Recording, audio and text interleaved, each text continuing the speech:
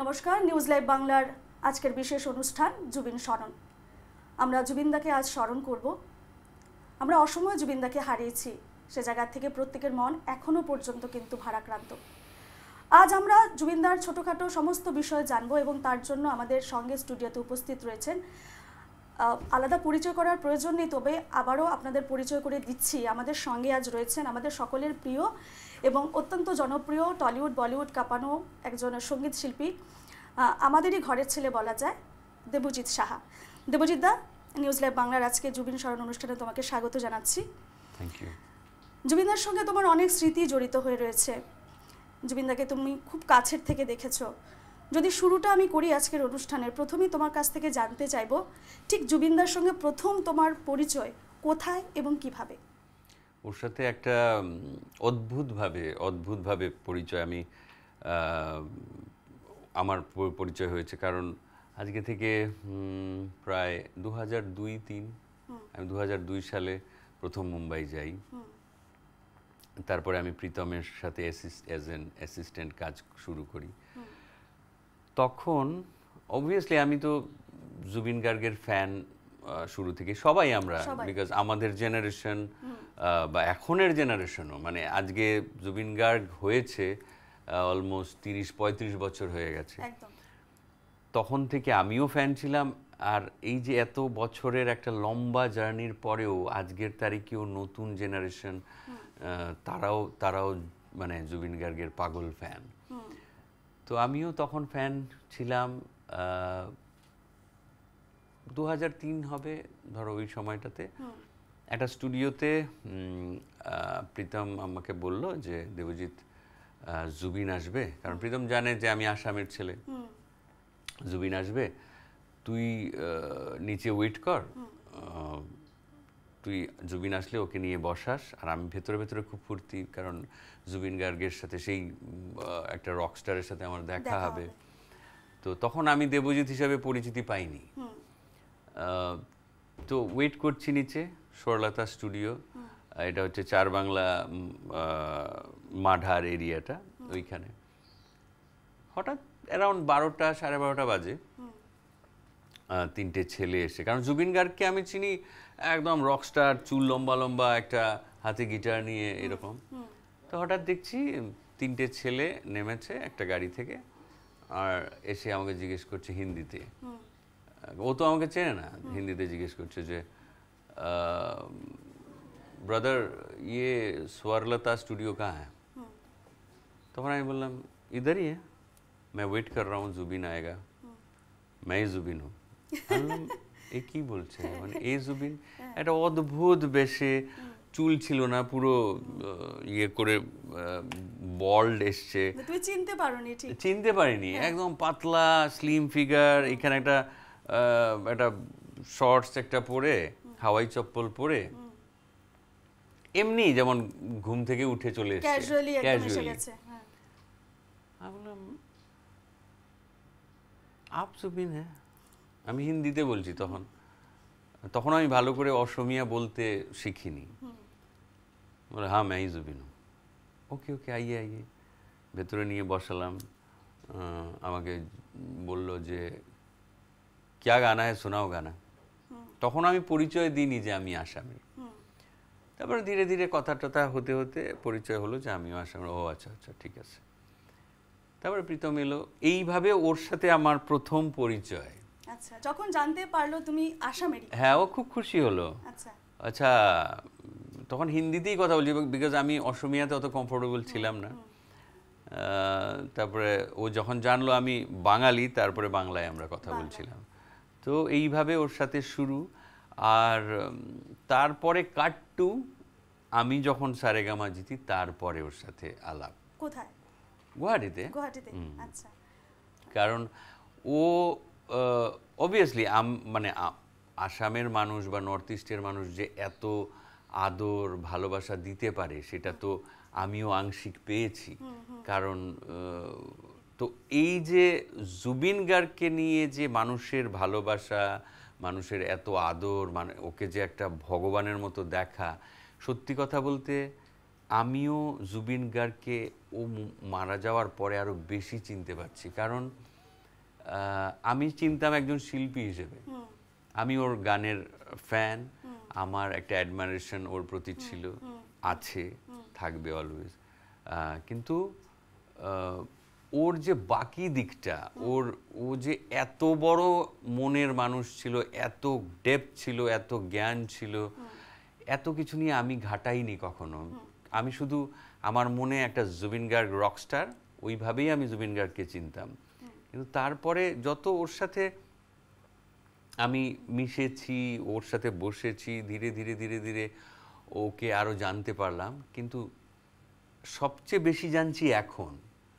এখন যত ভাবছি মানুষটা কি ছিল, একটা সাগর, এত মানুষটার মানে পেট ভর্তি বিদ্যে ছিল। মানুষটা হয়তো ভালো করে স্কুল কলেজ পড়েনি সেভাবে, বা যখনই পড়েছে একদম নাম্বার 1 পজিশনে ক্লাসে ছিল, ওরই ইন্টারভিউতে শুনেছি। হাই সেকেন্ডারি অবধি পড়েছেন উনি, ওর ডিগ্রিটা বোধহয় কমপ্লিট করেনি, কিন্তু ও প্রচুর বই পড়তো, সেটাও আমি জানতাম না। ধীরে ধীরে ওই যে বললাম যে আরো এক্সপ্লোর করছি জুবিন গার্গ কি ছিল। এটা কি হয় জানো তো, মানে অতিরিক্ত ট্যালেন্ট যখন কারোর থাকে, মানে সব দিকে, ও তো শুধু সিঙ্গার, সং রাইটার, কম্পোজার নয়, লিরিসিস্ট নয়, ও যেরকম নেচার ভালো, নেচার লাভার, অ্যানিম্যাল লাভার, ও মানুষের প্রতি এত দয়া মায়া, মানুষকে হেল্প করার টেন্ডেন্সি, বা হেল্প করেছে এত না, এত কিছু যার মধ্যে থাকে, তারা না জিনিয়াস হয়। আর জিনিয়াস মানুষ বেশি দিন বাঁচতে পারে না, বিকজ তাদের লাইফ ফ্রেমটা, লাইফ স্প্যানটা খুব কম হয়। আমি এটা দেখেছি। মাইকেল জ্যাকসনের লাইফ স্প্যানটা দেখো, মানে কিরকম এসেছিল, অনেক প্ল্যান করেছিল যে আমি 100 বছর বাঁচবো, 100 বছরের বেশি বাঁচবো। তার জন্য ওর মানে ওর সাথে কতজন ডাক্তারের টিম ছিল, নিজের আলাদা রিসোর্ট, সব কিছু, খাওয়া টাওয়া সব দেখে শুনে চলতো, বাট স্টিল কোথায় বাঁচলো। জুবিন গার্গ তো নিজেকে মুক্ত, সত্যিই ও মুক্তই ছিল। আমরা যেরকম আমাদের অনেক কিছুতে আমরা বাঁধন আছে আমাদের, আমার বউ আছে, বাচ্চা আছে, ওরও বউ আছে, কিন্তু মানে আমরা যেভাবে ফ্যামিলি, অনেক কিছু আমরা জড়িত। জুবিনদা মানে কাজটাকে বেশিরভাগ প্রাধান্য দিয়েছেন উনি, ও শুধু কাজ নয়, মানে গানের কাজ নয়, ও যা চেয়েছে সেটাকেই সবার আগে রেখেছে। ও যা ভেবেছে ওটাই করেছে ও। কারণ দেখো জুবিন গার্গের, ওই যে বললাম না ওকে আরো এক্সপ্লোর করছি। জুবিন গার্গ যখন শুরুতে জুবিন গার্গ হয়নি, তখনও সে কিন্তু রাজার মতো অ্যাটিটিউডই ছিল তার। সে যখন স্কুলে পড়তো, ওরই কথা শুনে মনে হয়েছে যে ও তখনও রাজার মতো ছিল, বিন্দাস ছিল, কাউকে পরোয়া করতো না, ও যা ভাবতো সেটাই করতো। তো এইরকম মানুষ না, সত্যি কথা বলতে এরা বহু যুগে একজন জন্মায় আমাদের। একদমই দেবজিৎদা বরাকে অনেকটা সময় জুবিনদা কাটিয়েছে, মানে একেবারে ছোটবেলাটাই বলা যায়, একেবারে ছেলেবেলাটা সেখানে অনেক স্কুলিং যেটা ওখানে কাটিয়েছে। এবং তোমার সঙ্গে একবার দেখা হতে বলে আমি তোর থেকে ভালো বাঙালি, আমি আধা বাঙালি, এই বিষয়টা রেখেছিল। এটা কখন হয়েছিল বলতো, যখন আমি নমামি বরাক 2017-এ নমামি বরাকের থিম সং, মানে আমি পুরো কনসেপচুয়ালাইজ করেছি, ওটার কম্পোজার আমি। তো ওইটার যখন আমি একমাত্র ব্রহ্মপুত্র ভ্যালি থেকে জুবিনকেই আমি মানে রিকোয়েস্ট করেছিলাম যে আমার জন্য, মানে এই নমামি বরাকে একটু তোমাকে গাইতে হবে। ও খুশি খুশি রাজি হয়েছে, ও বরাককে খুব ভালোবাসে। তো আমাকে বলছে ঠিক আছে তুমি গানটা পাঠিয়ে দাও। আমার সাথে তুমি সম্পর্ক ছিল, ওয়ারেজ আমরা দুজনেই সমবয়সী। তো এটাও বলছি, এটাও হয়েছিল কথা আমাদের 7 তারিখে, গত 7 সেপ্টেম্বর ওর সাথে লাস্ট দেখা। তো ওই নমামি বরাকের গান পাঠিয়ে দিয়েছে অডিও, তারপরে ভিডিও করতে হবে। আমাকে সিএম, আমাদের মুখ্যমন্ত্রী বলে যাচ্ছে যে তোমাকে এই ডেডলাইন দিছো, তুমি এই দিনত রিলিজ করিবা। আমি রিলিজ কি করে করবো, সবার ভিডিও বাইট হয়ে গেছে, ভিডিও মানে লিপসিঙ্ক হয়ে গেছে, একমাত্র জুবিনের জন্য ভিডিওটা কমপ্লিট হচ্ছে না। আমি তো পাগল পাগল হয়ে রয়েছি, কি করব। আমি তখন গুয়াহাটিতে এসছি, এডিটিং চলছে, এই মানে ভিডিও শুট এগুলো করছি, আমি ওকে ধরতেই পারছি না। তারপরে আমি বাধ্য হয়ে গরিমাকে ফোন করলাম, গরিমা প্লিজ তুমি জুবিনকে কি যেভাবেই হোক এই ভিডিও শ্যুটের জন্য ওকে রাজি করাও। তারপরে সামহাও ও বলল যে ঠিক আছে। জুবিন অ্যাকচুয়ালি যেদিন আসার কথা আমার শুটিংয়ে, ও মঙ্গলদৈ ফুটবল খেলছে। আচ্ছা, তো আমার মনে মনে একটু রাগও হয়েছে। আমি বললাম মানুষটা কি ভাই, কথা দিয়ে আসে না। তারপরে বললাম আচ্ছা ঠিক আছে, আমি তো ওর ফ্যান, আমি রাগ কেন করব। তো তারপরে গরিমা কানেক্ট করিয়ে দিল ওর সাথে আমার। ও ফোন ধরে বলছে হ্যাঁ মুখে খালি সবে বিসারিপুরে। মানে কি হয় জানো তো, মানুষ যখন অতিরিক্ত প্রেশারাইজড হয়ে যায়, কারণ ওর এত কমিটমেন্ট ছিল লাইফে যে সবাইকেই না বলে না, সবই হ্যাঁ। তো এত কমিটমেন্ট ছিল যেগুলো ও ফুলফিল করতে গিয়ে নিজে টায়ার্ড হয়ে যাচ্ছিল। ওর এই কথাটা আমার এখনো মনে আছে, মুখে খালি বিসারিপুরে মানুষ। That means what, he was tired of expectation. মানুষের এত এক্সপেকটেশন ছিল জুবিনের প্রতি, কারণ ও এরকম দিলদরিয়া ছিল, আর মানুষ এটা বুঝতে পেরেছে। একটা জন্তু জানোয়ারের কিছু হলে জুবিন গার্গের কাছে, একটা মানুষ অসুস্থ হলে জুবিন গার্গের কাছে। এই নমামি বরাকের কথা তুমি বললে, মানে পুরো গানটা আলটিমেটলি শুট তো হলো। হ্যাঁ ওই আমি সরি, ওর এত কিছু আমরা ডাইভার্ট হয়ে যাচ্ছি। তো বললো ঠিক আছে মই কালি আহি আছো। ঠিক আছে প্লিজ এসো, আমি ওয়েট করছি। কালি কখন আসবে কিচ্ছু জানি না। আমাকে বলেছে যে অমুক স্টুডিও, একটা টিভি চ্যানেলের স্টুডিও ছিল, অমুক স্টুডিওত আহি যাবা, মই তাতে শ্যুট কৰি দিম। কোথায়? গুয়াহাটি। গুয়াহাটিতে। তো আমি আমার মানুষ, ক্যামেরাম্যান সব পাঠিয়ে রেখেছি, এরকম গ্রিন স্ক্রিনে শ্যুট হবে। আর আমি শুধু বলেছি যে যখনই আসবে আমাকে ইনফর্ম করবে, আমি চলে আসবো। তো আমি ওয়েট করতে করতে আমি রেস্টলেস হয়ে গেছি। তারপরে আমি আগেই চলে গেছি। তারপরে বাবু এসছেন, আসার পরে তো যা হয়, এসে তো এদিক ওদিক সবাই কথা বলছে, এদিক ওদিক। ও আর ভিডিও যে শ্যুট করবে ওগুলোর মাথাই নেই, সবাই কথা বলছে, এই করছে সেই করছে, যা হয়। জুবিন গার্গ তো বললাম, ওর একটা কারিজমা, ও যেদিকেই যায় মানুষ ওর পেছন পেছন। তো সেদিনও তাই হয়েছে। তো এসছে, আসার পরে আমি না ভেতরে ভেতরে একটু রাগ, কারণ আমার তো তাড়া আছে, ওর ফুটেজটা পেলে তো এটা এডিটে যাবে। যাই হোক, তারপরে গিয়ে বললাম প্লিজ ভাই করে দিয়া না। তারপরে ও হাসছে, এসে বললো ঠিক আছে যা করে দিয়েছো। তারপরে উঠলো, ও যা ওর বিন্দাস গিয়ে দিল নমামি বরাক বলে, মানে লিপসিং করে দিল। করার পরে আমি বললাম একটা ভিডিও বাইট দিয়ে দাও, একটা প্রোমো বাইট চালানোর জন্য। তো আমাকে এরকম টেনে এরকম ধরে বলল আমি তোমার থেকে বেশি বাঙালি, ভালো বাংলা বলতে পারি, আমি সিলেটিও বলতে পারি। সিলেটি বলতো তোমার সঙ্গে? হ্যাঁ, মানে সামটাইমস ও, আমরা বেশি সময় অসমীয়াতেই কথা বলতাম, কিন্তু ও কখনো মজা করে একটু সিলেটিও বলতো। আর কেমন বলতো, মানে একটু যদি একটু না ও কেদাবা ভালো শুনি। তো এই যে এগুলো একটু মজা করে বলতো, কারণ ও আমাকে সত্যি ভালোবাসতো। আমরা যেরকম ওকে ভালোবাসি, ও আমাকেও ভালোবাসতো। তো এতে কি হতো, ও কখনো আমাকে সেই রেসপেক্টটা অলওয়েজ দিয়েছে। তো যাই হোক, আমরা ওই দিন ওই ব্যাপারটা হলো। তারপরে কাট্টু নমামি বরাকের শো, ওখানেও ওই যা হয় গেছে। তো ভিড় বাট্টা গ্রিন রুমে। তারপরে আমি মানে সামহাও সামলাতে পারছি না, আমি তারপরে গিয়ে ওর পাশে বসেছি। আমার ওয়াইফ ছিল, ওয়াইফের সাথে অনেক গল্প হয়েছে। এই হলো নমামি বরাকের ঘটনা। আমি একটু শুনতে চাইবো নমামি বরাকের, মানে জুবিনদার স্মৃতিতে কি অদ্ভুত। দেখো, মানে জুবিন ব্রহ্মপুত্র ভ্যালিতে সবচেয়ে বেশি গান তো অসমীয়াতেই গেয়েছে, কিন্তু ও যে বরাকভ্যালিতে পড়াশোনা করেছে তাই জন্যে জুবিনকে বরাকের মানুষ ভালোবাসে তা নয়। জুবিনের এই যে এত কাজ, এত ভালো গান, পাগল ফ্যান বরাকভ্যালির মানুষ। মানে আমি ভাবতাম মানে কীরকম পপুলারিটি, মানে কীরকম ভালোবাসা হতে পারে যে এরা এই রকম মানুষকে পাগলের মতো ভালোবাসে। তো আমাদের বরাকভ্যালিতে এই যখন গেল নমামি বরাকে, বাপরে জুবিনকে দেখার জন্য মানে ভেঙে ফেলবে সব। আমি ভাবছি আমার খুব ভাল লাগছিল দেখে যে একটা অসমীয়া ব্রহ্মপুত্র ভ্যালির সিঙ্গার, কিন্তু গোটে মানে পুরো ভারতবর্ষ জুড়ে নাম আছে।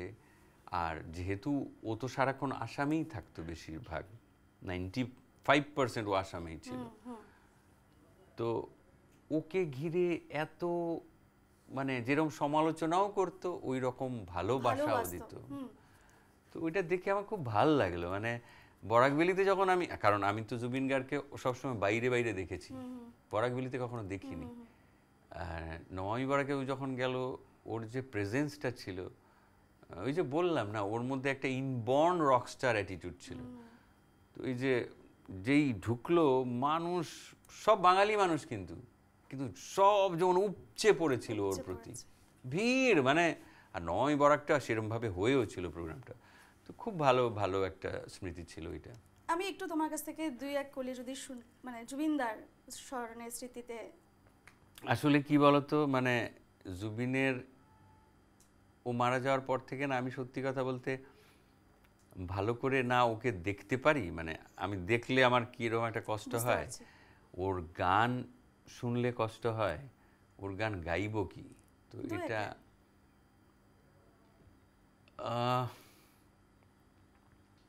ওর এই গানটা তো কাল্ট হয়ে গেছে, এটা থাকবে সারা জীবন মানুষের মনে, মায়াবিনী। আসলে গান গাওয়ার জন্য যেই যেই মেন্টাল স্টেট দরকার, এই মেন্টাল স্টেটটা এখন আমার নেই। প্রত্যেকেরই সবার নিজের নিজের জায়গায়। আমি জানি না, ওর সাথে আমার খুব রেগুলার আমরা দেখা হয়নি। আমি যখন যখন আসামে এসেছি ওর সাথে কানেক্ট করেছি, ওর সাথে বসে অনেক সময় কাটিয়েছি। আর ও, আমি কোনো স্টুডিওতে থাকলে বা আমার কোনো গান শুনলে ও আবার ফোন করে আমাকে বলবে, হেই তুমি এই জায়গাটু অলপ আরো ভাল কৰিব পাৰিলাহেঁতেন, এই শব্দটো আৰু ভালকে গাব পাৰিলাহেঁতেন, শব্দটো অসমীয়া কৈছাতো আৰু বেটারকে ক'ব পাৰিলাহেঁতেন। তো ওইরকম করতো, আমাকে গাইড করতো, বিকজ আমার ভাল লাগতো। কারণ কেন, আমি মানে আমাকে যদি আমার অলওয়েজ আমি খুব শিখতে চাই, আমার খুব শিখতে ভাল লাগে, যেটা আমি সবসময় জুবিন গার্গকেও দেখেছি যে ও কখনোই ওর মধ্যে ইগো অহংকার এগুলো নেই। ও সব সময় যা দেখে, ও নতুন কিছু দেখলেই ওটা ক্যাপচার করবে। সো এই যে একটা শিশু সুলভ ওর মধ্যে একটা মানুষ ছিল, এই ধরনের হবে না একটাও গান, যদি একটা ছোট্ট 2 লাইন বাস জুবিনদার স্বর। আচ্ছা, এটাই গাইছি, আর গানের জন্য বলুন, আমরা কথা বলবো। আচ্ছা ঠিক আছে। মায়াবিনী রাতের বুকুত দেখা পালু তোমার ছবি, ধরা দিলা গোপনে আহি হিয়ার কোণত। তুমি যে মোৰ শুকান মনত নিয়ৰৰে চেঁচাটো পাল, নামি অহাৰ দৰে নৈ মোৰ দেহত প্ৰতি পুৱা, ধুমুহাৰ সতে মোৰ বহু যুগৰে নাচোন, এধাৰো সঁচা মোৰ বহুদিনৰে আপোন, নিজানৰ গান মোৰ শেষ হ'ব ভাবো তোমাৰ বুকুত। এই গানটা শুনলে না গা একেবারে শিউরে এই ওঠে, যে তাই না? দেখো, এই যে দেখো, সত্যি মানে আমি গাইতে পারি না, আমার চোখ ভরে চোখে এসছে। জল চলে আসে একদম। আমরা প্রত্যেকে এই গানের সঙ্গে একেবারে এভাবে জড়িয়ে গেছি, এবং যখন ছিলেন তখন এই গানটা সবাইকে একেবারে করতো। আর এখন জুবিনদা যখন নেই, আমরা সত্যি গানটাকে মানে সত্যি গানটা শুনলে সবাই একেবারে ভাড়া করতে আমি হয়েছে। ওই যে বললাম ওর সাথে আমার এই যে এর জন্য গাই না, আমি গাইলে আমার বুঝতে কিছু পেরেছি, একটা তুমি অসুবিধা খুব হয়। আবেগিক হয়ে পড়েছো, চোখে জল এসে গেছে তোমার দেবজিৎদা, বুঝতে পারছি। আমরা একটা ছোট্ট বিরতি নিয়ে নিচ্ছি এই মুহূর্তে। বিরতির পর আবার আসছি, দেবজিৎদার সঙ্গে কথা বলবো, আরও অনেক কিছু জানার আছে দেবজিৎদার কাছ থেকে, সঙ্গে থাকবে। ফিরে এলাম বিরতির পর। আমাদের সঙ্গে রয়েছেন আমাদের অনেক কাছের এবং প্রিয় শিল্পী দেবজিৎদা। দেবজিৎদার সঙ্গে জুবিনদাকে নিয়ে আমরা কথা বলছি, স্মরণ করছি জুবিনদাকে আজ। দেবজিৎদা, আবার তোমার কাছে আসবো। দেবজিৎদা, তুমি বম্বেতেও ওনার সঙ্গে এর পরে অনেক কাজ করেছো বিভিন্ন অনুষ্ঠানে, তাই তো? শো, হ্যাঁ, শোতে, লাইভ শোতে একসঙ্গে ছিলে। সে শো চলাকালীন ঠিক কি অভিজ্ঞতা মানে জুবিনদার সঙ্গে? আমি তার আগে বলি, মানে জুবিনকে নিয়ে আমরা কাঁদবো ওর গান শুনে, এই রকম ভাবনা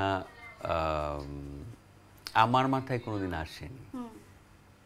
অথচ জুবিন হয়তো জানতো যে ও না থাকলে বহু মানুষ ওর জন্য কাঁদবে। ও সেটা মানে ওর মতো মানুষই এটা নিজে বুঝতে পারে। কারণ কি হয় বলতো, মানে কোনো মানুষ যখন নিজের মানুষ লেভেল থেকে আরো উপরে চলে যায় ভগবানের স্তরে, তখন তারা বুঝতে পারে যে তারা না থাকলে কি হতে পারে, তাদের কথাগুলো মানুষ কিভাবে রিকল করবে, তাদের গান। ও যে বলে যাচ্ছিল না, মানে ও লাস্ট শোগুলোতে যেভাবে বলে যাচ্ছিল যে আমি যেদিন থাকবো না সেদিন আমার গান, আমার সব কথাগুলি তোমরা মনে রাখবে, এগুলো তখন কিন্তু আমরা অতটা এটা কিন্তু মানে সত্যি তখন আমরা হ্যাঁ ভাবিনি ভাবিনি। যে সত্যি সত্যি ও এটা বলে যাচ্ছে আর এটা হচ্ছে বা হবে। এরকম অনেকেই বলতে পারে, আমরা এরকম ভাবতাম, কিন্তু এইভাবে হবে, এত তাড়াতাড়ি ও চলে যাবে। এট দ্য এজ অফ 52 নিজেকে রাজা বলতো, অসমের রাজা। এবং ও জানতো তো, ও জানতো, কারণ ও তো নিজে রাজার মতোই চলাফেরা করেছে, আর ও জানতো যে আমি সত্যিই রাজা। আর সেটা জানতো বলেই এত কনফিডেন্টলি বলতে পারতো। নাহলে কেউ কি বলতে পারে নিজেকে রাজা, ময় রাজা হও, ময় মুক্ত, এই যে ডায়লগ হতে পারে, কিন্তু ওর এটা বডি ল্যাঙ্গুয়েজে সবসময় ছিল। এনিওয়েজ, তুমি বলছিলে আর গান গাইতে বলবে না, কারণ আমার গাইতে পারি না আমি, আমার কষ্ট হয়, জানি কষ্ট হয়। তো তুমি শো নিয়ে বলছিলে যে লাইভ শোতে একদিন দেখো কিরকম এক্সপিরিয়েন্স জুবিনকে নিয়ে। হঠাৎ একদিন ফোন এলো, আমি তখন কলকাতায় শোতে এসেছি, তখন আমি দিদি নাম্বার 1-এর একটা শুটিংয়ে ছিলাম, প্লাস আমার শো ছিল। হঠাৎ ফোন এলো যে দেবজিৎ, তুমি আজকেই একটা শো আছে দুর্গাপুর না আসানসোল কোথাও ছিল, তোমাকে গাইতে হবে। আমি বললাম কেন? আমি তো এখন দিদি নাম্বার 1-এর শুটিং করছি, আমি বেরোতে পারবো না। বলে না, যেই করে হোক তোমাকে যেতে হবে। আমি বললাম কেন? এইরকম ইমার্জেন্সি তো তোমরা শো থাকলে তো আগে থেকে বলো। বলছে না, আসলে এটা শোটা জুবিনের ছিল, কিন্তু জুবিন গাওয়ার মতো অবস্থায় নেই, ওর গলা বসে গেছে। যেই এই কথা বলেছে, আমি তখন মনে মনে তাহলে তো আমার যেতেই হবে, যে করেই হোক। তারপরে আমি বললাম হ্যাঁ, যখনই শুনলাম যে জুবিনের গলা বসে গেছে, আমাকে ডাকা হচ্ছে ওইখানে, বললাম আমি যাব। তারপরে সেম হোটেলে, মানে কীরকম গাড়ি চালিয়ে গেছে লোকটা, ড্রাইভার, বিকজ আমি শুটিং থেকে বেরিয়ে আসানসোল পৌঁছাবো, আসানসোল পৌঁছাতে 3-4 ঘন্টা লাগে, মনে হচ্ছে তুফানের মতো গাড়িটা গেল। আমি গেলাম, যেই আমি শোয়ের জন্য রেডি হয়েছি, ওমা দেখি জুবিন বাবুও নিচে এসছে। আচ্ছা, এই যে বলছে দেবজিৎ, মাতটো অলপ বেয়া হল, ঠিক আছে ময়ো যাম তোমাৰ লগত। কি মানুষ, ওর গলা বসে গেছে বলে আমাকে ডাকা হয়েছে গাওয়ার জন্য, জুবলিও ছিল। আচ্ছা। আবার ও বলছে ময়জাম, ঠিক আছে বুলা। তো আমরা একসাথে এসছি, ও গ্রিন রুমে বসে আছে, আমি স্টেজে উঠবো। আমি স্টেজে উঠলাম, গান শুরু করলাম, ওমা একটু পরে দেখি ও স্টেজে উঠে গেছে। আচ্ছা। ময়োগাম, এই খারাপ গলা নিয়ে। তারপরে গাইলো যেভাবেই হোক, মানে অল্প স্বল্প গাইলো। আমি লোকটার দিকে তাকিয়ে থাকলাম, আমি বললাম আমি এসছি ওর প্রক্সি দিতে, ও দেখি আবার উঠে গেছে গাইতে। তো অদ্ভুত অদ্ভুত ঘটনা। একটা নলবাড়িতে ওর সাথে প্রথম আমরা বিহু স্টেজে একসাথে গেছি। প্রথমে আমরা আলাদা আলাদা গেছি, গিয়ে যখন স্টেজে দুজনে মিলে গাইলাম একই সাথে, ফার্স্ট টাইম এভার। তারপরে আমরা কখনো আর বিহু গাইনি, ফার্স্ট টাইম জুবিনের গানই বিহু, আমিও গাইলাম, জুবিনও গাইল। আর আমার খুব ভালো লাগে জুবিনের বিহু গানগুলো। তো আর আমারও বিহু গান আছে, কিন্তু আমি বিহু গান, আমার গান আমি স্টেজে গাই না, আমি জুবিনের গানই গাই, এখনো তাই করি। তো আমার ভাল লাগে। এটার জন্য এরম নয় যে এটা আমি কখনো ফিল করি না যে আরে আমি ওর গান কেন গাইবো। আমার ভাল লাগে, আমার জুবিনের গান গাইতে খুব ভাল লাগে। আমি ভূপেন হাজারিকা দেবের গানও গাই, মানে যার যার গান ভাল লাগে আমি সবার গান গাই। জয়ন্ত হাজারিকা দেবের গানও গাই। তো যেখানে যেখানে যা মনে পড়ে আমি ওইভাবে গাই। তো নলবাড়ির শোতে গান টান হলো, গান গাওয়ার পরে স্টেজ থেকে নামলাম, জুবিন বলছে তুমি কেন কেউ যাবা? আমি বললাম গাড়ি আছে। হ্যাঁ বাদ দিয়া মোর গাড়িটা। তো আমি বললাম ঠিক আছে। তো ওর গাড়িতে যাচ্ছি, আমার গাড়ি আলাদা যাচ্ছে। তারপরে হঠাৎ রাত হয়ে গেছে, অনেক রাত হয়ে গেছে, সব দোকানপাট বন্ধ, ধাবা সাবা বন্ধ, খিদেও পেয়েছে। তারপরে ওই আস্তে আস্তে ওই আমিনগাঁও বা আরেকটু ওইদিকে হঠাৎ একটা ধাবাকে লোকজন ঘুমিয়ে গেছে, ও নেমেছে বুলা কিবা খাম। তারপরে ওখানে লোককে উঠিয়ে খাওয়া বানিয়ে আমরা দুজনে খেলাম, খেয়ে দিয়ে আমাকে বাড়ি ড্রপ করে ও চলে গেল। তো এই রকমের অদ্ভুত মানে মানুষটা। কিন্তু সামহাও আরেকটা ঘটনা, আমার এই অরেঞ্জ স্টুডিওতে আমি রেকর্ড করছি, ও কোথা থেকে খবর পেয়েছে আমি রেকর্ড করছি, ও চলে এসছে। ও সত্যি যে মানে ওর মধ্যে কোনো অহংকার ইগো নেই, ছিলই না। একটা বাচ্চার মতো বিহেভ করতো সামটাইমস। হয়তো এই স্বভাবগুলোই ওর এক সময় লোকেরা, কিছু লোক হয়তো পছন্দও করেনি, এরাই এখন ওই কথাগুলো নিয়ে মাতামাতি করছে। কিন্তু ও এসে বসে আছে, আরও লোকজন ছিল, গল্প সল্প করছে। আমি রেকর্ডিং করে বেরোনোর পরে আমরা একসাথে বসে খাওয়া দাওয়া করলাম। তারপরে আমাকে বলছে দেবজিৎ মোর লগত যাবা নাকি এটা ঠাইত যাম? বললাম ক'ত যাবা? বলে বশিষ্ঠ যাম। হঠাৎ তো আমি কখনো যাইনি। তো আমাকে বলল যে তুমি আর আমি যাব একা, আর কেউ থাকবে না। আমি বললাম আচ্ছা ঠিক আছে চলো যাই। বলছে এতিয়া নহয়, রাতি 12টার পিছত। আমি বলছি তখন অলরেডি 10টা বাজে, 10টা সাড়ে 10টা বাজে। আর আমার নেক্সট ডে কিছু রেকর্ডিং ছিল বা কিছু শো ছিল, কিছু একটা ছিল মনে নেই। বলে 12টার পিছত কেতিয়া? বলে এটা বোধহয় যাম। ভয় পেয়েছিলে? শোনো, আমি একটু ভয় পেয়েছি। রাতের অন্ধকারে আমি আর জুবিন গার্গ যাব, কোথায় নিয়ে যাবে? আর ওর তো কোনো ঠিক নেই, মানে কখন কি কোথায় বলবে আমি এখানে ঘুমিয়ে থাকবো। আমি তো ওই লাইফস্টাইলটা কখনো লিড করিনি, আমি খুব গোছানো একটা লাইফস্টাইল, এটা আমার নেচার। তো একটু ভয় পেয়েছি, ওইটা বুঝতে পেরেছি। আমাকে কি ভয় খাইছা? মুরলগঞ্জ যাবো ভয় খেয়েছে। আমি ওকে বলেছি যে না না, তোমার সাথে যেতে আমি ভয় কেন পাবো, অ্যাকচুয়ালি ভয় পেয়েছিলাম। তো এইরকম অদ্ভুত ঘটনা। তারপরে আমি যাইনি। পরের দিন আমি ফেসবুকে দেখি ও গেছে, আবার কোথাও থেকে ক্যামেরা পার্সনও গেছিল, নিউজ লাইভেরই ফুটেজ ছিল। দেখলাম কোথায় বসে অন্ধকারে মানে খাচ্ছে, পাতার বসে কি মানে ডিনার করছে, তখন মেবি রাত 4টে বাজে, ভোর 4টে বাজে। তো এই যে একটা অদ্ভুত ক্যারেক্টার, অদ্ভুত নেচারের মানুষ আমি আমার লাইফ টাইমে দেখি। জুবিন দাকে এক কথা বলা যায় প্রকৃতির মানুষ ছিলেন।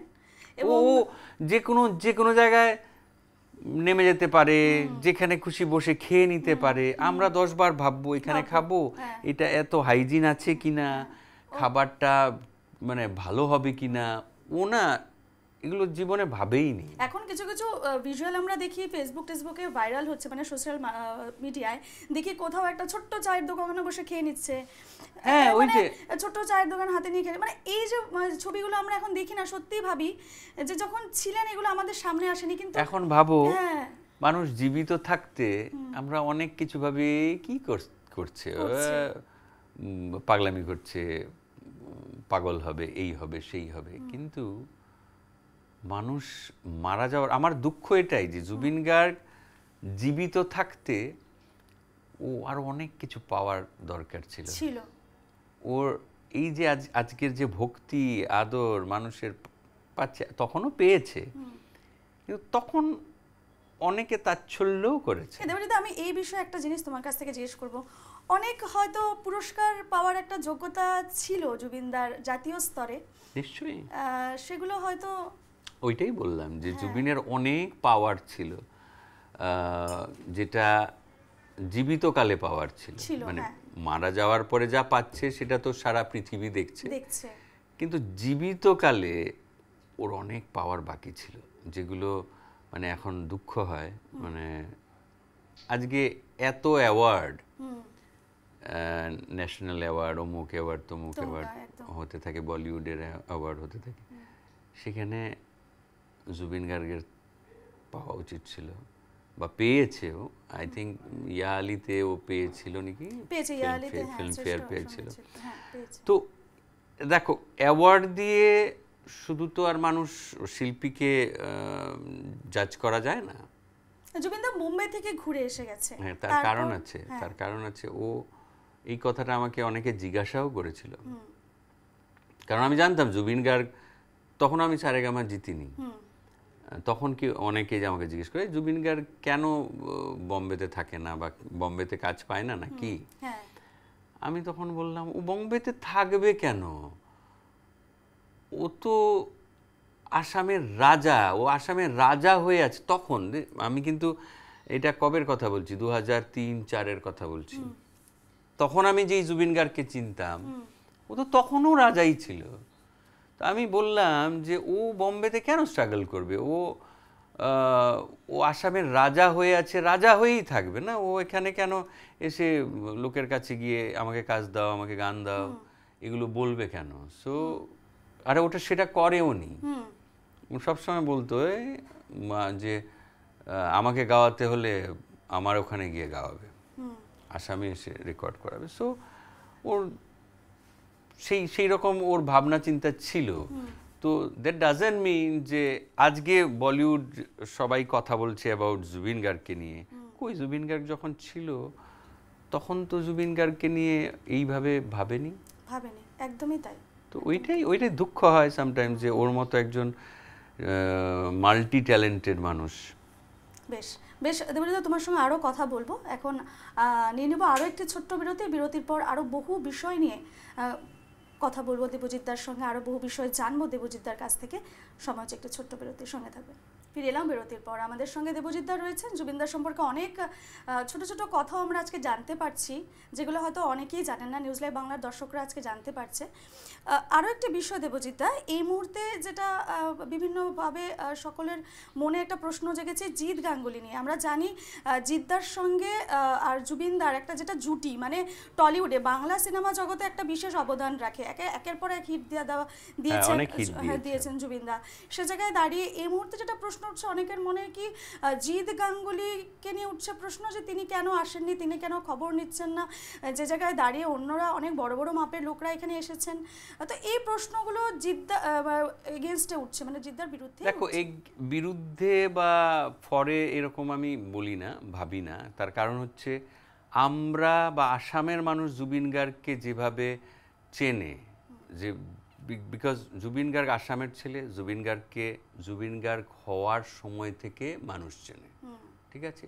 সেটার যে এই যে মানে ছোটোর থেকে বড় হওয়ার যে একটা টাচ, একটা যে ওয়ার্মথ, সেটা আসামের মানুষের মতো সারা পৃথিবীর কেউ দিতে পারবে না। পৃথিবীর মানুষ কমেন্ট করতে পারে, জুবিনকে নিয়ে অনেক কথা বলতে পারে, কিন্তু আমাদের ভালোবাসার মতো তো, আসামের মানুষের ভালোবাসার মতো তো আর পৃথিবীর কেউ ভালোবাসা দিতে পারবে না জুবিন গার্গকে। Number one. Number two, Jeet Gannguli একজন মিউজিক ডাইরেক্টর, সে জুবিন গার্গকে কখন চিনেছে বা কখন জানে বা তাকে গাইয়েছে, যখন জুবিন গার্গ অলরেডি সুপারস্টার। তো তার সাথে গানের প্রফেশনাল সম্পর্ক থেকে একটা ইন্টিমেসি হয়েছে, এইটা এক ধরনের। আর আমরা জুবিন গার্গকে হতে দেখেছি, তো সেটার মধ্যে তো অনেক তফাৎ থাকবেই। তাই জন্য আমাদের ফিলিংস, আমরা যেখানেই, আমি যেমন ইউএসএতে ছিলাম, আমেরিকাতে ছিলাম, তাই জন্য আমি ওই সময়টাতে থাকতে পারিনি, কিন্তু আমি আমেরিকাতে বসে অনেক কেঁদেছি, দেখেছি তোমার ভিডিওগুলো আমরা দেখেছি। হ্যাঁ, কিন্তু আমরা যেভাবে ফিল করব সেটা ডেফিনেটলি অন্য কেউ ফিল করবে না। বাইরের, আজকে জিৎ গাঙ্গুলি অনেক কাজ করেছে, অনেক ইয়ে করেছে, কিন্তু জিৎ গাঙ্গুলির ফিলিংস অন্যরকম হবে। ও ভালোবাসে, কিন্তু ওর ফিলিংস অন্যরকম হবে। আমাদের যেরকম মাটির মানুষ, আমরা যেভাবে কাঁদছি, ওরা ওইভাবে কাঁদবে একদমই। আর একটা বিষয়, তোমার সঙ্গে তাই জন্য হয়তো ও সেভাবে আসতে পারেনি বা ওই আর কি। আর তোমার সঙ্গে জুবিনদা লাস্ট বোধহয় দেখা 7 সেপ্টেম্বর, হ্যাঁ, একটি অনুষ্ঠানে ভূপেন হাজারিকা। হ্যাঁ, এই যে ছবিটা তোমরা দেখাচ্ছিলে, এটা 7 সেপ্টেম্বরের ছবি। আর কি হয়, মানে এই ছবিটাও একটা মজার ব্যাপার। আমি অনেকেই তো ছিল, তো আমার না এই যে কারোর সাথে ছবি নেওয়ার, সে যেই হোক, নেওয়ার টেন্ডেন্সি আমার খুব কম। এটা কোনো, মানে আমি কোনো ইগোতে নই, মানে এটা আমার নেচার। তো আমি, অথচ জুবিন গার্গ কিন্তু ওরও গ্রিন রুম আলাদা ছিল, ও কিন্তু সোজা আমার রুমে এসে ঢুকেছে। আচ্ছা, বসে আমরা বহুত, আমাকে অনেক, মানে আমাকে নিয়ে লেগ পুল করেছে, এই ওই, এগুলো আমি এখন বলতে পারবো না, বাট আমাকে প্রচুর লেগ পুল করেছে। তারপরে আমাকে বলছে, তুমি কিয় মই যেতিয়া পৰা আহিছো তুমি খালি মোবাইলটো চাই আছা যে? মই কি কৰিম, তোমালোকে কথা পাতি আছা, মানে আরও মানুষ ছিল, ওরা সবাই জুবিন আর আমার সাথে ছবি তুলছে, এই করছে সেই করছে, তো আমি আলাদা করে আর জুবিনের সাথে কথাই বলতে পারছি না। তারপরে যখন মানুষজন চলে গেল, প্রোগ্রাম শেষ, তখন জুবিন আমাকে এই কথা বলে, তুমি মোবাইল দেখছিলে, তার মানে ও আমাকে নোটিস করছিল, ঠিক আছে। তারপরে হওয়ার পরে ওই যা ঢং তামসা, আমরা খুব মজা করলাম, করার পরে এটি মানে এখন আমরা বেরোবো। তো প্রোগ্রামের শেষে একটা ডিনার, মানে ডিনার ছিল, পোস্ট প্রোগ্রাম। তো আমি ভেবেছি জুবিনও থাকবে। তারপরে দেখলাম যে জুবিন বলছে, তুমি হোটেলও দেখা। তো হোটেলটা হচ্ছে ট্রাইডেন্ট হোটেল, এনসিপি এর একদম গায়েই লাগানো। তো আমি ভাবলাম যে হোটেল যাব, আমার সাথে আমার ওয়াইফ ছিল, কারণ আমি হোটেল গেলে ওর সাথে বসা মানে সকাল হয়ে যাবে। তখন অলরেডি প্রোগ্রাম শেষ হয়েছে অলমোস্ট 10:30 11টা বাজে। তারপরে পোস্ট ডিনার করে তখন 1:30টা বেজে গেছে। তারপরে না আমি আর যাইনি। বাট এই যে যাইনি, আমার বউ যদিও বলেছিল তুমি যাও, আমি চলে যাব, এত রাতে আর বউকে একলা পাঠালাম না। আর আমি যে যাইনি, এই আফসোসটা রয়ে গেছে আমার মনে হচ্ছে, হ্যাঁ, আমি কেন ওর সাথে আরেকটু সময় কাটালাম না, এই আফসোসটা রয়ে গেছে। আর ওর সাথে ছবিটা কি হয়েছে, পাশের থেকে বলছে, এই তোমার দুটার একেলগে ছবি লও। আমি তারপরে হঠাৎ আমার টিউবলাইট জ্বললো যে আরে সত্যি তো, ওর সাথে তো আমার সেরকম ছবি নেই। আমি আমার ওয়াইফকে বললাম, নাও তো ওর সাথে একটা ছবি। ও আমাকে টেনে ধরলো, দেখো ছবিটাতে বুঝতে পারবে। তো আমাদের এইটাই, কে জানতো এটাই ওর সাথে মানে আমার লাস্ট ছবি হবে। তো এটা অদ্ভুত, এটা যখনই দেখি আমার মাথাটা মানে এই ছবিটার পেছনেও যে একটা গল্প এবং একটা ইমোশন জড়িত হয়ে রয়েছে দেবজিৎদা, মানে আমি ভেবেছিলাম এই ছবিটা নিয়েও তোমাকে প্রশ্ন করবো, তার আগেই তুমি বলে ফেললে। কারণ আমিও দেখেছি তোমার সঙ্গে জুবিনদার খুব একটা ছবি নেই, বাট এই ছবিটা তুমি পোস্টও করেছো। হ্যাঁ সত্যি ওর সাথে জানি না, দেখো ছবিটা দেখো, ও কিন্তু এরকম করে আমাকে টেনে ধরেছে। হ্যাঁ, তো ওর একটা মানে সামহাও ওর আর আমার রেগুলার যেহেতু আমরা কানেকশনে ছিলাম না, তাও ওর আমার একটা অন্তরের একটা কানেকশন কোথাও একটা ছিল সামহাও। আর আমরা সেম এজ। ও ইভেন আমাকে ওখানে বলছে, এই তুমি দেখুন ইমান মেনটেন করিসা, মগুলো বয়স হয়ে আছে। হ্যাঁ কি বয়স হয়েছে, মোর দেখুন 52 হয়েছে, মোরও 52 হয়েছে। খুব মজা করতে কিন্তু না সবাই। তো আমরা বয়স নিয়ে কথা বলছিলাম, তারপরে ওই যে বললাম আমাকে নিয়ে খুব লেকপুল করছিল, তো বলতে বলতে আমি বললাম তুমি জানো না তোমার জন্মদিনটা আমার একদিন আগে আর তোমার একদিন পরে, আমার 17 নভেম্বর, তোমার 18 নভেম্বর। বলে হয় নাকি? একদিনের বড় ছোট বড় না, ও একদিনের নয়, ও অ্যাকচুয়ালি 72, আমি 73। আচ্ছা, এক বছর, হ্যাঁ অলমোস্ট এক বছর। সো তো ওই নিয়ে অনেক কথা হলো। তো কে জানতো ওই মোমেন্টগুলো আমরা এখন গল্প করব, গল্প হয়ে যাবে। ঠিকই ঠিকই। এক মজার এক দুটো যদি কথা জুবিনদার তোমাকে খুব, কারণ উনি খুব রসিক চিত্তের মানুষ ছিলেন আমরা জানি, এবং খুব মজা করতে ভালোবাসতেন। মানে আমরা দেখেছি স্টেজে আমরা দেখেছি বিভিন্ন সিঙ্গার্সদের সঙ্গে মজা। ও আমাকে বলছে মানে নর্মালি কি হয় সব শিল্পীদের ফিমেল ফ্যান ফলোইং থাকে, তো আমাকে বলছে যে তোমার এই সব আর কি ফিমেল ফ্যান ফলোইং নিয়ে কথা হচ্ছে।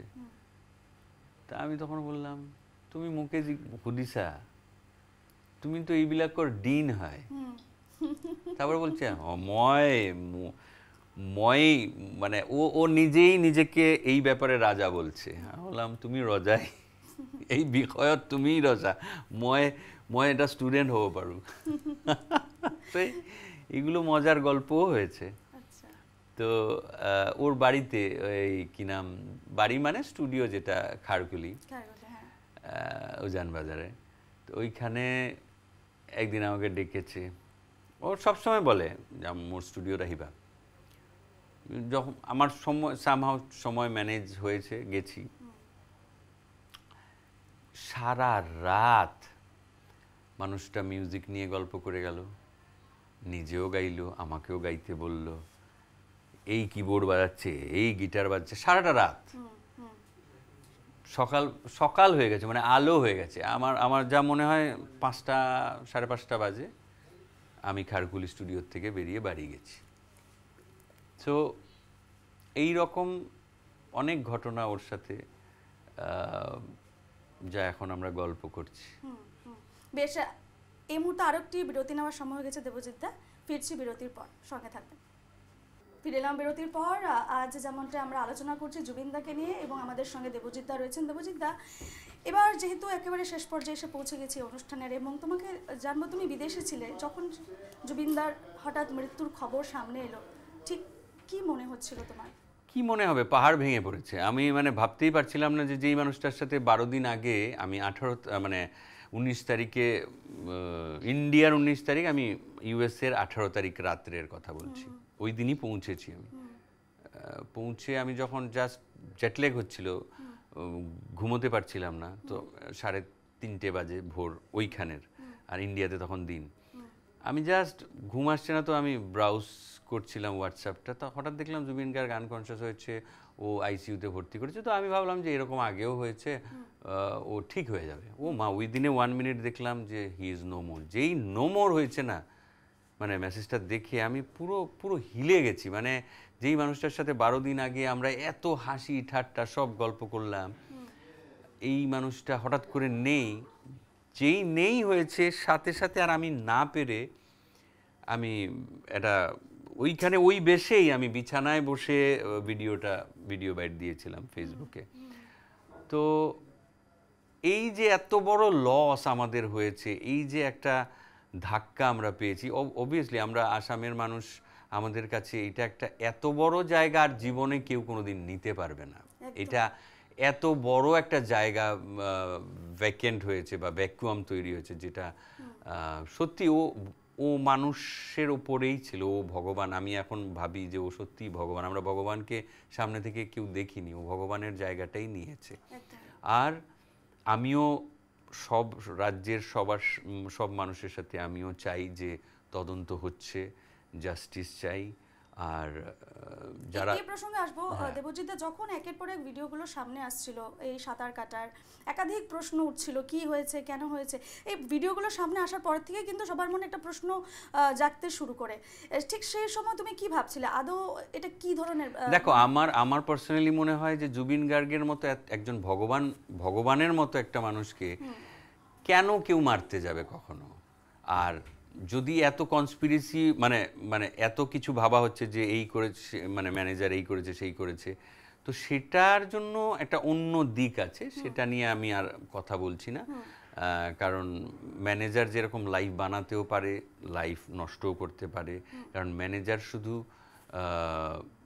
বিজনেস ম্যানেজার হয় না, ম্যানেজার একজন পার্সোনাল বন্ধুও হয়। কারণ একটা শিল্পীকে তার শরীরের খেয়াল রাখা, তার ঘুম কখন ঘুমোবে, কি করবে, তার পুরো শিডিউলটা ম্যানেজার তৈরি করে দিতে হয়। তো সেটাই আমি জানি সেভাবেই হওয়া উচিত। তো কিন্তু সেখান থেকে যদি কোনো ম্যানেজার ভাবে যে আমি ওখান থেকে কোনো ৯-৬ করে আমি আমার প্রপার্টি বানাবো, আর আসল ভগবানেরই ব্যাংক অ্যাকাউন্ট খালি, সেটা মেনে নেওয়া যায় না। একদমই গ্রহণযোগ্য নয় বিষয়টা। হ্যাঁ, একদমই গ্রহণযোগ্য। তো এই জিনিস আমরা মানতে পারি না, মানতে পারবো না। কি চাইছো? কারণ বিচার চাই। কারণ জুবিন গার্গের অ্যাকাউন্টে টাকা নেই মানে কেন নেই, এই প্রশ্ন সারা পৃথিবী করছে। তো এইটার তদন্ত চাই, জুবিন গার্গের মৃত্যুর তদন্ত চাই, জাস্টিস চাই। আমার ন্যায় ব্যবস্থার উপরে বিশ্বাস আছে। আমার জনসাধারণকে এটাই বলতে চাই যে আমাদের মনে মনে রাগ আছে অনেক কিছু, আমরা একটা ঘটনা ঘটে গেল, আমরা প্রতিবাদ করছি, কিন্তু এই প্রতিবাদে এরকম প্রতিবাদ করলে এটা জুবিন গার্গ নিজেও উপর থেকে দেখে ভালো খুশি হবে না, যেটা যদি জনতা আর ক্ষতি হয়। বাক্সার ঘটনার ক্ষেত্রে তুমি কি বলবে? যেভাবে একেবারে ওদেরকে নিয়ে যাওয়ার সময় জেলে যেভাবে মানুষ একেবারে উত্তেজনা ছড়ায়, কারণ এত উত্তেজনা, দেখো আমরা তো ন্যায়ের উপরে যেতে পারবো না, আমরা ন্যায় ব্যবস্থার উপরে একটু সময় দিতে হবে। তো সেটার বিচার নিশ্চয়ই হবে। সেই সময় অনুযায়ী যদি বিচার না হয়, তখন না হয় আমাদের জনসাধারণ ভাববে। কিন্তু এখন মনে মনে থাকাটা খুব দরকার। কারণ জুবিন গার্গ কখনো ভায়োলেন্স চায়নি, তো ও তো মানুষের ভালোই চেয়েছে। তো মানুষ যাতে ভালোভাবে নিজের খেয়ালও তো রাখতে হবে, তাহলে না আমরা জুবিন গার্গকে বাঁচিয়ে রাখতে পারবো। তো এই যে বহু যুগে একজন জুবিন গার্গ জন্ম নিয়েছে, তাকে তার আদর্শকে মেনে চলতে হবে, তার পরিবারেরও খেয়াল রাখতে হবে। জুবিন গার্গকে আজকে আমরা এই হাল্লা করছি, আমরা চিৎকার করছি জাস্টিস জাস্টিস, তারপরে কি? জুবিন গার্গের যে পরিবার আছে, পরিবারের এটাও আমাদের দায়িত্ব। জুবিন গার্গের যা জিনিসপত্র আছে সব সংরক্ষণ করা, এটাও আমাদের দায়িত্ব।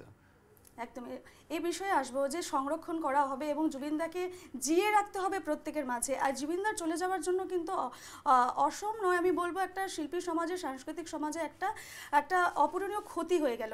আমি বলবো অসমের জন্য তুমি কি বলবে দেবজিৎ দা? কারণ অসমে যেভাবে একটা অপূরণীয় ক্ষতি বলবে, কোথাও একটা খালি একটা জায়গা তৈরি গেছে, তোমার মনে হচ্ছে সে জায়গায় এগিয়ে কিভাবে নেওয়া যায়, কি মেসেজ? দেখো, এই খালি জায়গা তো কেউ আমাদের সেই দক্ষতাই নেই আমরা সেই খালি জায়গা পূরণ করার মতো। এই এত বড় মানুষটা একটা সাগর ছিল, সেই সাগরকে আমরা কেউই ভরতে পারবো না। বাট আমরা যেটা করতে পারি যে ওর কোনো পেন্ডিং কাজ, ওর আদর্শকে মেনে চলে ও যা যা করতে চেয়েছিল, সেই কাজগুলো যদি আমরা সবাই মিলে একটু একটু করি, তাহলে হয়তো জুবিন গার্গ এটা দেখে খুশি হবে। আর এটাই আমাদের জুবিন গার্গের প্রতি শ্রদ্ধাঞ্জলি হবে। শুধু জুবিন গার্গের মৃত্যুর জাস্টিস দিয়ে আমাদের শ্রদ্ধাঞ্জলি হবে না। জুবিন গার্গের জাস্টিস তো আমরা চাই সবাই, কিন্তু ওর আদর্শকে মেনে যদি আমরা চলে, আমরাও যদি এরকম পৃথিবীটা গড়তে পারি, আমরা ভালোবাসা দিতে পারি, সেটাই হবে আমাদের অ্যাকচুয়াল শ্রদ্ধাঞ্জলি।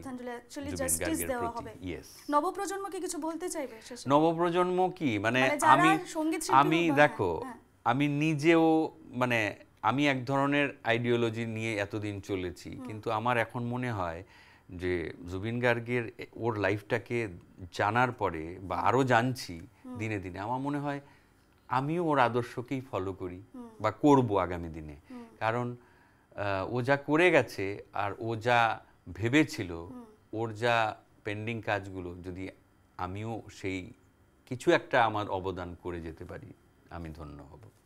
বেশ, অর্থাৎ দেবজিৎ দা এটাই সবাইকে বলতে চাইলেন, প্রত্যেক প্রজন্মের মানুষকে বলতে চাইলেন, অনুরাগীদের বলতে চাইলেন যে জুবিনদাকে যদি অ্যাকচুয়ালি শ্রদ্ধা জানাতে হয় তাহলে ওনার আর আরেকটা কথা বলতে চাই যে আসামের যে অ্যাকচুয়াল মেলোডি, অ্যাকচুয়াল গানের যে একটা মায়া, একটা যে সোল টাচিং কম্পোজিশন, এগুলো যদি বেশি হয়, কারণ জুবিন গার্গের প্রত্যেকটা গান আমাদের হৃদয়ে টাচ করেছে, তো বেশি ব্যতিক্রমী মিউজিক করার দরকার নেই। আমরা আসামটা জানাই যায় মেলোডি দিয়ে, আসামের ভালোবাসা মরম দিয়ে, তো সেই জায়গায় যদি কম্পোজিশনগুলো সেইভাবে হয় তাহলে অনেক বেশি জুবিন গার্গও খুশি হবে।